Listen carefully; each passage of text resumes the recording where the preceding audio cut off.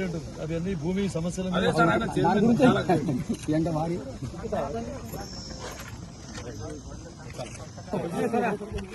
Photo का महाराजा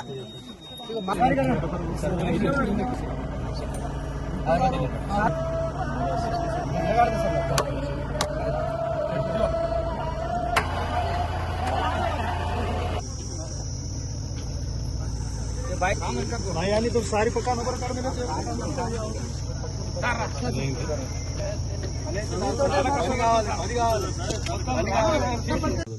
ఇప్పుడు Sanjay road సాబ్ road వేపిస్తున్నాడు, నాకు మంచి పేరు వస్తుంది. ఇదొకటి ఇళ్లలో అయితే చాలా ఒక 10 జాగాలు అని ఉండొచ్చు. నాకు నేను పోయి కొబ్బరికాయ కొట్టడానికి పోయినప్పుడు, రిబ్బన్ కట్ చేయడానికి పోయినప్పుడు, సార్ మీ నాయన ఇప్పించిండు, ఇది మేము మా పెళ్లి కాకముందు మా నాయన ఇప్పించిండు, ఇప్పుడు పిల్లలు అయింది సార్ మీరు ఇప్పిస్తున్నారు. అది ఇది నా అదృష్టమే నిజంగా. అప్పుడు వచ్చినా ఇప్పుడు వచ్చినట్టు నా అదృష్టమే అనుకుంటా. ఒక 10 జాగాలు అన్నారు ఇట్లా, సార్ ఇది మీ నాయన ఇప్పించలేదు సార్, మళ్ళీ మీరే ఇప్పిస్తున్నారు ఇప్పుడు అని చెప్తారు. అంటే దేవుడు అట్లా ఒకసారి అట్లా చేస్తారేమో మరి. ఇప్పుడు అందుకే చెప్పిన వాళ్ళకు ఎంత మందికి ఇల్లు లేని వాళ్ళు ఉన్నారో ఇప్పుడు అందరికి కూడా ఇస్తామని చెప్పారు. ఆ తాండ మొత్తం అయిపోవాలి, చిన్న 10-15 ఏమన్నా మొత్తం అయిపోవాలి. ఇక ఫార్మేషన్ కూడా అడిగింటే మా ప్రకాష్ రాథోడ్, అదేమన్నా మీరు చేసుకోండి, ఎన్ఆర్ఈ చేస్తే మిగిలింది నేను దాని మీద కల్వర్ట్స్ కానీ ఏమన్నా ఉంటే కూడా నేను పెడతా. ఇంకా ఎక్కడన్నా వెళ్ళి మాసాన్పల్లికి వెళ్ళి శ్రీకాకుళం, మళ్ళా నారాయణఖేడ్కి వెళ్ళి కరసగుత్తి, నారాయణఖేడ్కి వెళ్ళి రాయిపల్లి, హనుమంతరావుపేట, ఇవన్నీ రోడ్లు హ్యామ్లో పెట్టారు. అయితే అక్టోబర్ నుంచి స్టార్ట్ అవుతాయంట. మళ్ళీ అవి టెండర్ అయింది, అగ్రిమెంట్ స్టేజ్ లో ఉన్నాయి. అవి కూడా కంప్లీట్ అవుతాయి. ఇంకా కొన్ని తాండాలకు కొన్ని లేవుంటే అవి కూడా స్టేజ్ చెప్పిందా. ఇట్లనే వచ్చినాయి. ఈ నెంబర్ కూడా చేపిస్తున్నాడు. నాగిలిద్ద మండలం కూడా అన్ని తాండాలకు రోడ్లు వచ్చినాయి. మళ్ళీ ఎవడు ముంగడికి రాకపోతే ఆయననే పాపం శ్రద్ధ తీసుకొని ఒక గుత్తదారు దులుకొని వచ్చాడు. అది కూడా 15 రోజులైనాక స్టార్ట్ చేస్తామని చెప్తున్నారు. కూడా 5 సంవత్సరాల నుంచి అదంతా వచ్చినప్పటి నుంచి రోడ్ వేయలేదు. అది ఇటువంటి తాండాలు కొన్ని మిగిలిపోయినాయి.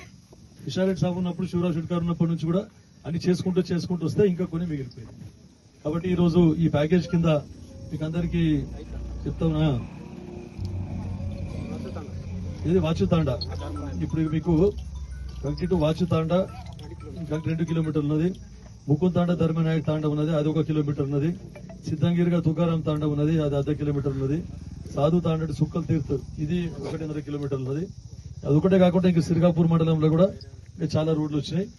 అయితే ఈ ఎస్టీఎస్డిఎఫ్ కింద అంటే ఎస్టీ ఫండ్స్ కింద ఇవన్నీ తీసుకున్నాం. కొన్ని ఆల్రెడీ శాంక్షన్ అయినాయి, అగ్రిమెంట్ అయింది, కానీ వాళ్ళు కాంట్రాక్ట్ వచ్చి చేయాలి. వాళ్ళు కూడా ఇప్పుడు డాంబర్ ఫీలం అయింది సార్, ఆ యుద్ధం దిక్కెళ్ళి డబల్ అయింది, కొన్ని రోజులు ఆగుండేది. మళ్ళీ ఇప్పుడు మనకు నల్లవాకెళ్ళి తడకల్ డాంబర్ గిద్ద మీదకి ఆ రోడ్ శాంక్షన్ అయింది. మళ్ళీ ఈ సింగిల్ రోడ్ ఏదైతే వాసర్ది ఉందో అది కూడా శాంక్షన్ అయింది. మళ్ళీ వాసర్కి వెళ్ళి కరసగుత్తి ఎరక్పల్లి అది కూడా శాంక్షన్ అయింది. మళ్ళీ అందుకే ఇంకా కొన్ని రోడ్లు ఉన్నాయి. మనకు బాబ్ పటేల్ సార్ మా రోడ్ పెట్టుండే అంటున్నాడు, ఆల్రెడీ పెట్టాము. అయితే దానికి అక్కడ కనెక్టివిటీ ఇద్దాం, ఆ హైవేకి వెళ్ళి హైవేకి అని చెప్పేసి దానికి పెద్ద రోడ్గా ఏర్పాటు చేద్దామని లక్ష్మీకాంతారావుతో కూడా మాట్లాడినాం. మంచిగా ఉంటుంది సార్, మీకు మాకు లింక్ ఉంటుంది అని చెప్పేసి. ఇప్పుడు కౌలాసనాలో నీళ్ళు ఎట్టేసి ఇద్దరం వెళ్ళి తీసుకొద్దామని చెప్తున్నాం అట్లా. కాబట్టి ఇంకా కొన్ని రోడ్లు మిగిలిపోయినాయి. గన్పూర్ రోడ్ కూడా వాళ్ళది, గన్పూర్ రోడ్ కూడా శాంక్షన్ అయింది. ఎవరు కాంట్రాక్టర్స్ ముందుకు వస్తలేదు, వాళ్ళది కూడా చాలా రోజులు మళ్ళీ శాంక్షన్ అయ్యి. కాబట్టి ఇటువంటివన్నీ కొన్ని ఇబ్బందుల వల్ల, ఎందుకంటే పైసలు వస్తలేవు, బిల్లులు రాకొచ్చినాయి. బిల్లులు ఎందుకు రాకొచ్చినాయి? మొత్తం వాళ్ళకి అప్పుడు 8 లక్షల కోట్ల బాకీ చేసిపోయింది. ఇక మంది అంటున్నారు ఇంకా 2 ఏళ్ళ మీరు గెలిచి ఇంకా అదే చెప్తున్నారు. మరి చెప్పకపోతే సంసారం జల్ది శుద్ధి కావాలని అడగలేదు. మళ్ళా ఆర్టీసీలు మళ్ళా సమ్మె, ఆర్టీసీలకు సమ్మె. నిన్న వివేక్ వెంకటస్వామి వచ్చుండే, నేను వద్దన్నా, నేను ఫిట్మెంట్ బెనిఫిట్ వాడు చచ్చిపోగానే ముఖ్యమంత్రి కూడా జరా ఫోన్ అన్నాడు. ముఖ్యమంత్రి కూడా గట్టిగా ఉండే ముందు, కానీ ఒకటి చనిపోగానే పాపం అందరు చనిపోతున్నారు కదా, సోనియా గాంధీ తెలంగాణ ఇచ్చింది, మనం ఈ ఫిట్మెంట్ ఇస్తే ఏమైతుందని చెప్పేసి 11% ఫిట్మెంట్ పెట్టి ఆర్టీసీ మళ్ళీ రెగ్యులరైజ్ చేస్తాం, వాళ్ళందరికీ గవర్నమెంట్ లో తీసుకుంటాం.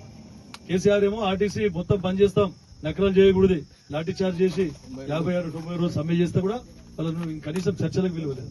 మన ప్రభుత్వం ఏమో చర్చలకు పిలిచి ఇప్పుడు గవర్నమెంట్ మీద 3-4 వేల కోట్ల భారం, సన్న బియ్యంతోనే అది 4 వేల కోట్ల భారం. ఇన్ని కొత్త కార్యక్రమాలు చేసుకుంటూనే పోతుంది.